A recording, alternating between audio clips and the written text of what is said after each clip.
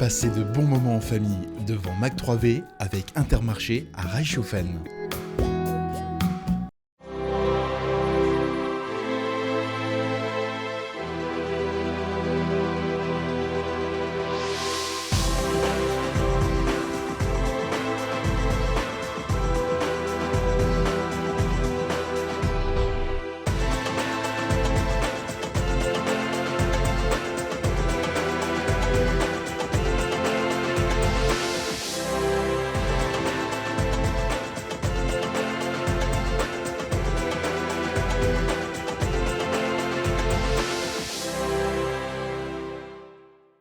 Depuis 9 ans, Roger Lambert, bénévole de l'association Pierre Clément, accompagne à domicile les malades en fin de vie dans le canton de Niederbronn.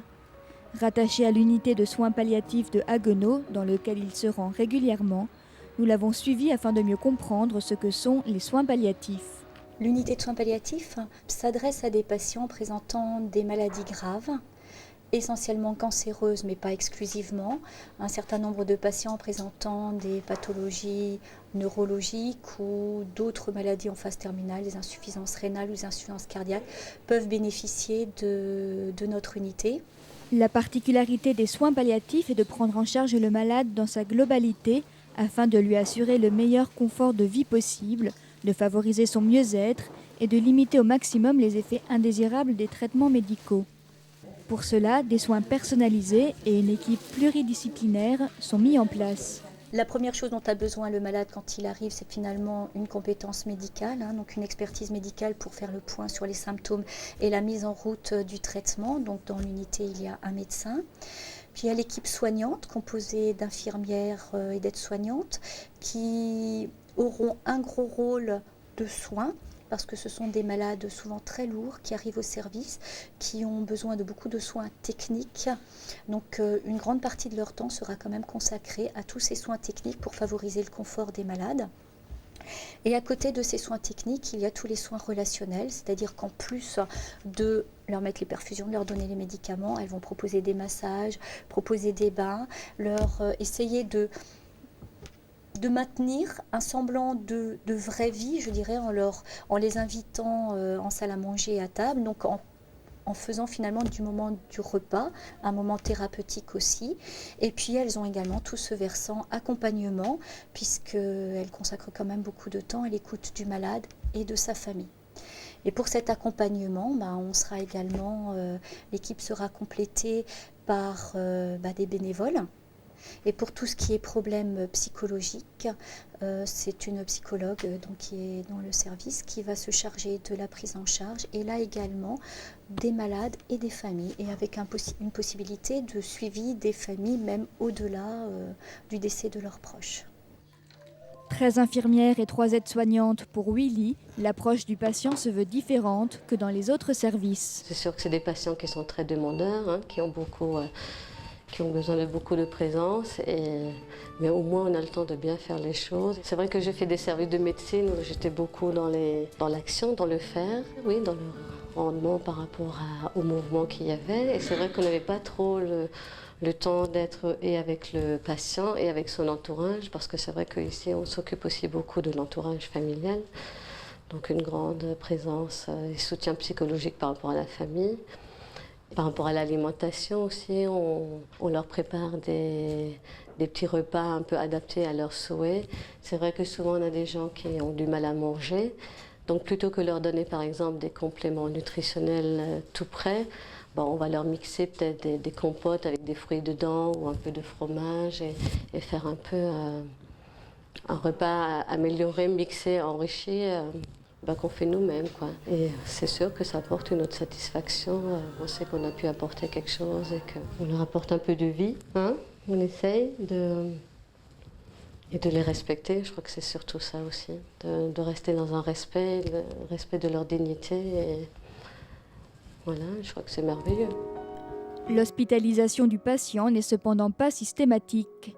De plus en plus d'équipes de soignants se déplacent pour favoriser un maintien et des soins à domicile. Il y a eu une montée en charge du nombre d'équipes mobiles qui s'est vraiment multipliée les dernières années. C'est une équipe qui a comme vocation de favoriser le maintien à domicile des patients et c'est une minorité des patients suivis par l'équipe mobile qui arrivent dans notre service. On arrive quand même très souvent à faire ces maintiens à domicile jusqu'au bout. Et si le patient est hospitalisé, les familles peuvent visiter leurs proches 24 heures sur 24. Des lits, un salon, une cuisine, une salle à manger et un espace détente sont mis à leur disposition.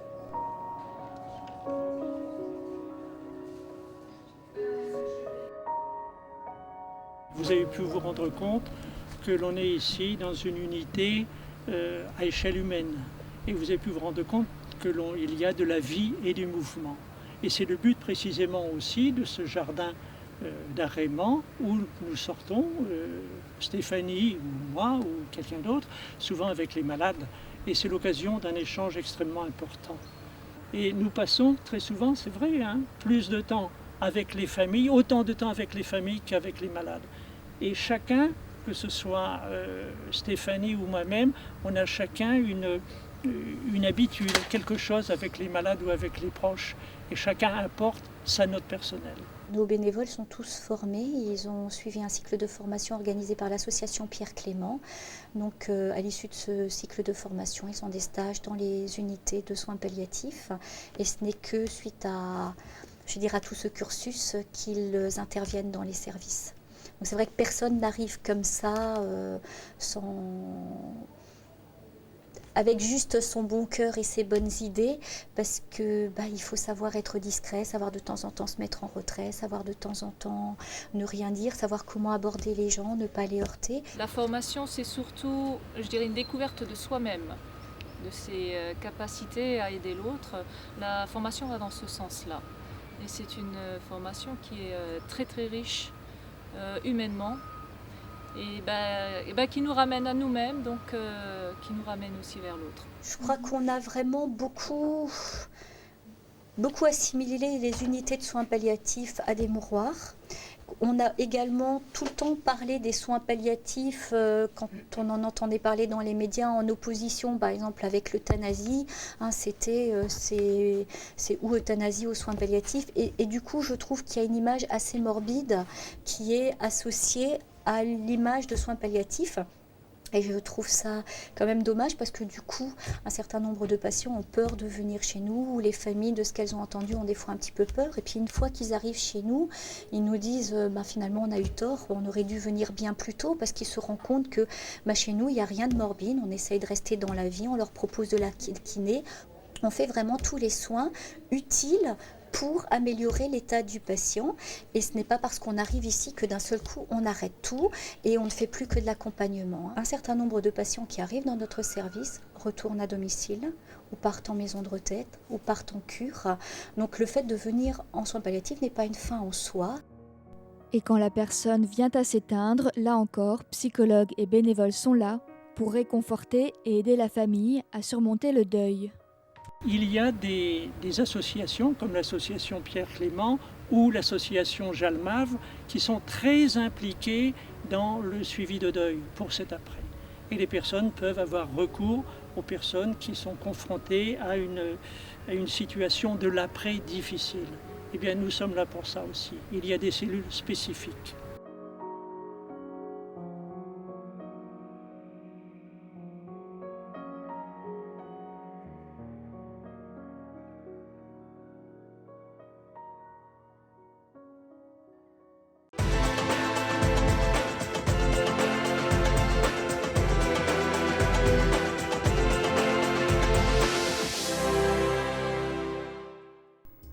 Pour certains d'entre vous, l'idée d'une baignade et de quelques plongeons dans une piscine peut très vite tourner au cauchemar. Cette peur des profondeurs en milieu aquatique a un nom, l'hydrophobie. Pour Yannick Soria, diplômé en activité de la natation, tout commence dans la maîtrise de sa respiration.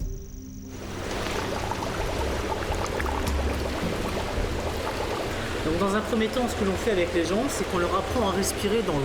C'est un petit peu bizarre d'apprendre à respirer dans l'eau, mais en fait c'est la base de tout, c'est-à-dire que si les gens ne comprennent pas qu'à un certain moment pour inspirer, il y a un moment pour expirer et qu'il ne faut surtout pas inspirer. Quand on a la tête dans l'eau, on ne peut pas aller plus loin. Souvent liée à un traumatisme, cette peur de l'eau peut être un vrai handicap dans la vie de tous les jours. Pour Christiane, cette phobie était devenue une situation insurmontable.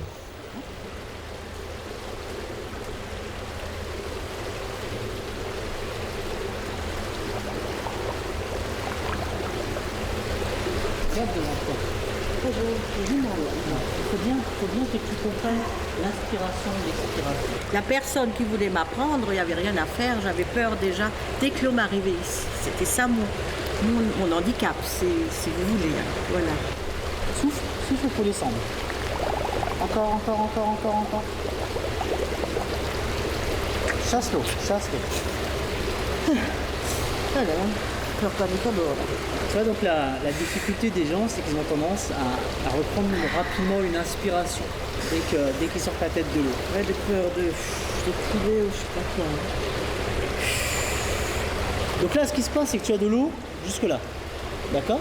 T'es juste au niveau des lunettes là. Donc là, ce que tu pourrais faire maintenant, c'est descendre pour au moins mettre les lunettes dans l'eau.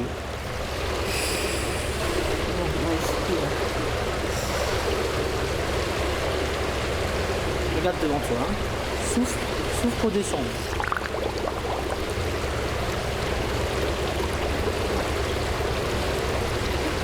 Chasse l'eau par le nez. Voilà. Très Voilà, bien. j'ai encore du mal au-dessus là. Hein. Oh non, hein. Malgré toutes ces appréhensions, la nature humaine est bien faite. Explication. La plus grande peur des gens par rapport à l'eau, c'est de couler.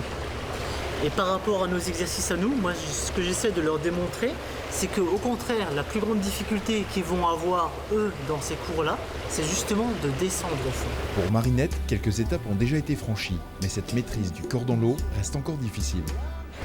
Donc là, regardez, je vais lui demander de s'allonger. Alors, regardez tout ce qui va se passer à partir du moment où on est avec les jambes allongées derrière. Qu'est-ce qui se passe? On voit très bien, il y a tout de suite le corps qui remonte. On peut compter en général facilement une bonne année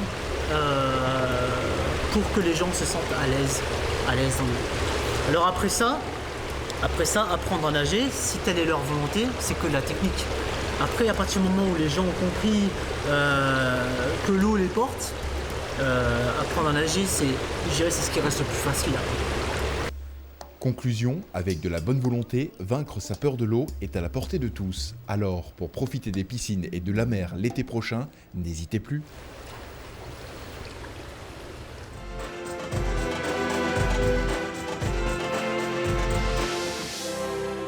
Passez de bons moments en famille devant Mac 3V avec Intermarché à Reichshofen.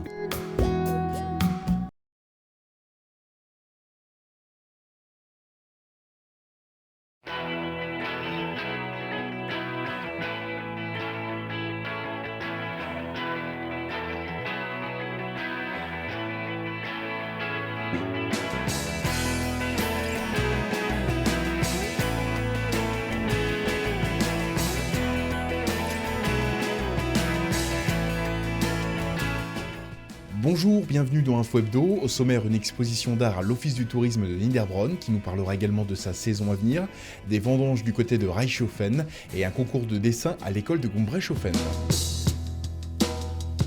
L'Office du tourisme de Niederbronn est une structure d'information et de promotion au service de l'ensemble des communes du canton. En outre, l'Office du tourisme organise ses animations propres qui sont missionnées par la ville de Niederbronn. Petit aperçu de ce qui nous attend pour la fin 2007 et 2008. La saison, disons, estivale se termine, mais évidemment, nous travaillons déjà à plein sur le programme de Noël. Et je dirais que pour nous, il est déjà bouclé. Nous sommes en train de finaliser le programme. Avec comme nouveauté, on a 4 week-ends de marché de Noël. Avec le premier, donc c'est le 1er, le 2 décembre, il y aura le marché du terroir en plus. Et donc, en matière d'animation, évidemment, on rajoute chaque année un petit volet. Et donc, cette année, on aura plus d'animation du style des portes ouvertes chez les artisans, des ateliers participatifs également, comme par exemple un atelier à la pâtisserie Marie où on pourra non seulement voir comment ça se passe, mais également participer, mettre un tablier et puis donc être présent à l'œuvre avec le pâtissier. En plus, le bois sera un petit peu à l'honneur et cette année on innove encore un petit peu avec une sculpture sur bois à la tronçonneuse. Et le 1er décembre, une journée forfaitaire est proposée sur le thème « Tradition, savoir-faire et gastronomie ». Après Noël, on ne va pas chômer non plus parce qu'on travaille déjà sur les animations de Pâques. Plus du marché de Pâques qui aura donc lieu le 1er et le 2 mars 2008, donc avec des artisans sur la place, avec des animations à l'intérieur de l'Office de tourisme, mais nous aurons également des animations ponctuelles pour un petit peu donner plus de valeur à ce marché. En l'occurrence, on organisera une chasse aux œufs destinée aux familles, aux enfants. Cette opération, elle est mise en place en collaboration avec le club vosgien local. Et donc le samedi après-midi, dimanche après-midi, il y aura tout un groupe qui partira direction la Vazembourg pour chercher des œufs. Une dernière opération un peu spécifique cette année, dans le cadre de Alsacience. Alsacience, c'est donc une opération initiée par la communauté de communes. Et donc, on sera également participant à cette opération. Et on aura donc une exposition qui s'appellera La santé dans l'assiette, la santé dans l'assiette, et qui accueillera 3 artistes au mois de novembre pendant 15 jours. Et pour les amateurs d'art, l'Office du tourisme accueille en ce moment même une exposition de l'artiste peintre Valeria Samin jusqu'au 7 octobre. Je suis née en Italie, donc je suis née vraiment dans les chaudrons ou dans la marmite des arts. Pour moi, c'était vraiment intéressant. Les premières peintures étaient les petites rues de mon village natal, de ma ville natale. Valeria Samin devient ensuite architecte et elle n'a plus trop le temps de peindre, mais elle voyage. En Chine, au Vietnam, au Cambodge ou encore en Afrique, elle y puise aujourd'hui son inspiration et nous livre des tableaux, témoignages de ce qu'elle y a vu.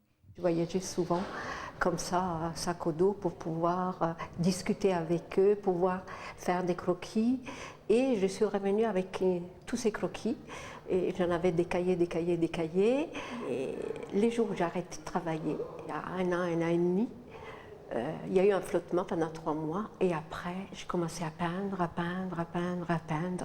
Et je n'ai plus arrêté depuis. J'avais besoin vraiment de sortir, surtout de sortir tout ce qui était en moi, comme on dit, dans nos tripes.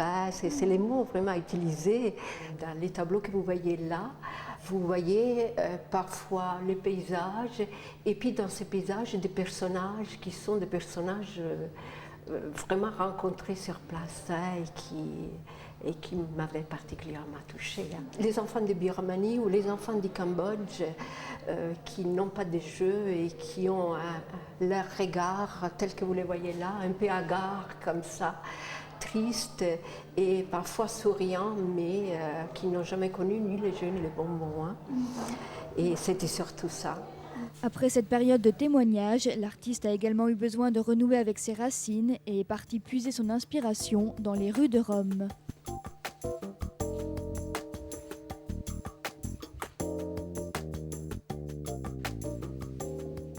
Exposer à Niederbronn, pour moi, c'était la ville dans laquelle j'ai travaillé.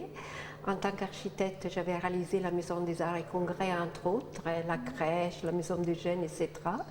Et je l'appelle toujours ma ville chérie, parce que c'est une ville qui m'a accueillie à bras ouverts, qui m'a fait confiance. De Rome à Niederbronn, d'autres belles œuvres sont encore à découvrir dans la galerie d'art de l'Office du tourisme.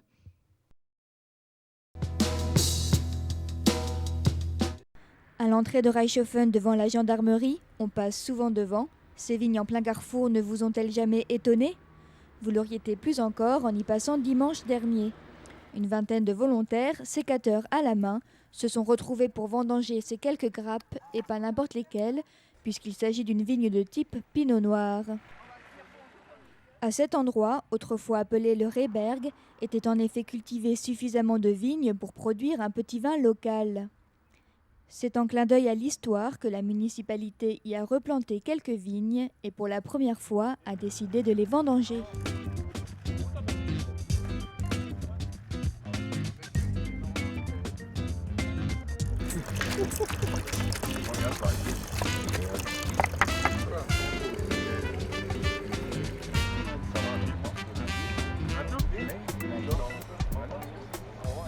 Tout cela s'est bien sûr déroulé dans les règles de l'art, sous les yeux attentifs des policiers. Alors ce jus de raisin, pas trop alcoolisé? C'est bon, pas de problème. Je peux rouler, très bien. Et comme toute vendange qui se respecte, le travail a été suivi d'un petit agapé convivial.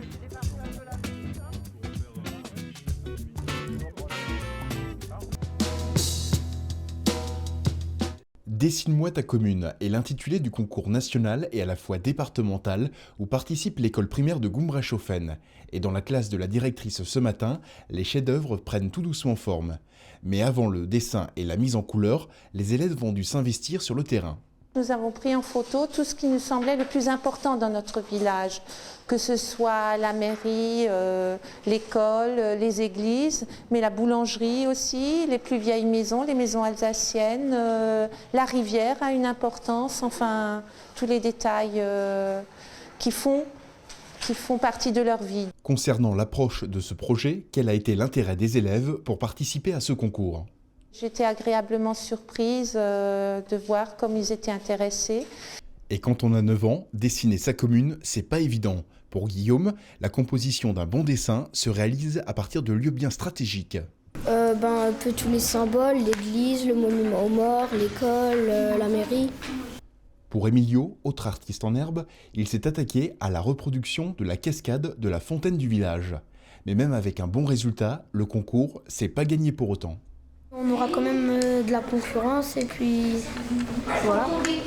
Et ce sera dur quoi. Remise des copies le 5 octobre. Et avec des mots. Présenter sa commune, cela donnerait quoi ? Réponse avec Lola. Ma commune. Dans mon village, j'aime entendre le bruit des oiseaux de mon jardin, le bruit du vent qui remue les sapins verts aux écorces grises. J'adore aussi me promener près de ma forêt, où des chevreuils s'abritent l'hiver et broutent l'herbe craquante sous le gel. J'apprécie l'odeur de la nature, l'odeur de la terre et ce que j'aime par-dessus tout, c'est le paysage. J'aime ce peuplier à branches branlantes sous le poids de la balançoire, des trapèzes et de la corde. J'aime aussi le goût des haricots plantés un peu partout. Et la pluie d'automne, j'aime la voir ruisseler sur les feuilles. Et les églises, majestueusement hautes où des oiseaux nichent. J'aime la rivière de mon village qui coule doucement et où on peut pêcher des gardons. J'adore les maîtresses du village qui nous apprennent tellement de choses. J'apprécie tellement les sons que les musiciens de l'harmonie font sortir de leurs instruments. Quel qu'en soit le résultat, ce travail sera exposé le 20 octobre à toute la population à la mairie.